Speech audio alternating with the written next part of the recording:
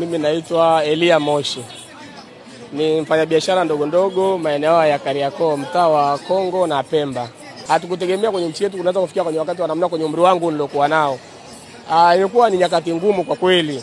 Watu wanapora na sio maandamano, ni wezi kwa sababu watu wenye maandamano tunaona kwenye TV. Hakuna mtu anayebaki cha mtu anaandamana labda anaenda mahali wanadai kitu chao. Haki zinadaiwa namna ile. Lakini sasa hii haikuwa haki, ilikuwa kama ujambazi fulani unafanyika. Na hii ilikuwa fursa kwa wale vijana ambao hawafanyi kazi sasa. Kwa kuwa hawafanyi kazi, wale wanaotoka kwa ambao wanaungana nao ndio wanapora vitu vya watu, wanavunja maduka. Hali ya namna hiyo. Hata sehemu ninapokaa mimi duka lilikuwa linafunguliwa moja tu. Tulinunua biashara siku ile ya Ijumaa. Unga, mchele alipofungua tuligombea vimeisha, hakuna tena chakula. Kwa hiyo hali kweli ilikuwa ngumu. Kweli mimi nimeathirika kiasi kikubwa maana mimi toka Jumanne ile Jumatano sio kupiga kura sikuwepo. Kariakoo nilikuwa kwenye sehemu lodge yanikisha kupiga kura kwa sababu mimi naishi nje ya Kariakoo. Naishi Gongo la Mboto. Kwa hiyo nilikuwa nyumbani toka Jumanne. Kwa hiyo Jumanne mpaka leo ndo nimerudi Kariakoo.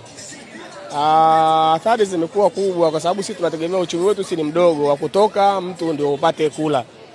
Kwa hiyo sisi tumepata athari kubwa sana kwa sababu vyakula hata kule tunapokaa sehemu tunapokaa bei zimepanda na sisi sio watu wa kuweka akiba ya vyakula, tunategemea tutoke tunanunua kilo moja ya unga, mboga watu wanakula. Sasa ile kuweka akiba ya chakula hatakuwa na utaratibu huo, hatuna utaratibu huo kama wa matching. Kwa hiyo tumekuwa na wakati mgumu kwa mazingira namna hiyo.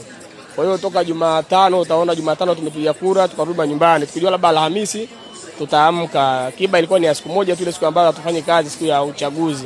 Kwa hiyo tukijua Alhamisi tutaamka kwenye kazi zetu. Tukiamka Alhamisi tayari na zuio la kutokuja kufanya biashara zetu. Kutoka Alhamisi hatuna akiba ya vyakula, hatuna nini. Tumetumia na si misingi yetu ni midogo. Kwa hiyo tumekula hata kile tulikuwa nacho ambacho ni msingi wa kufanyia kazi. Tumekula, tumetumia kile. Kwa hiyo tutaanza kwenye mazingira magumu mpaka kurudi hapa tulipokuwa tunatumia muda mrefu. Wito wangu mimi kwa vijana ni kuangalia, hakuna vita nzuri, vita siku zote ina athari hasa kwa watu ambao wana uchumi wa chini. Tunakuwa labda watu wanapampiwa au wanasikia kwa watu, ingieni tu barabarani, ingia barabarani.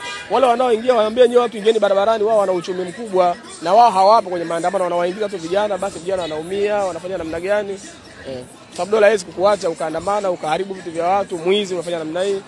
Kwa kweli ni athari kubwa, tumeathirika sehemu kubwa sana kwa kweli. Hali sio mzuri.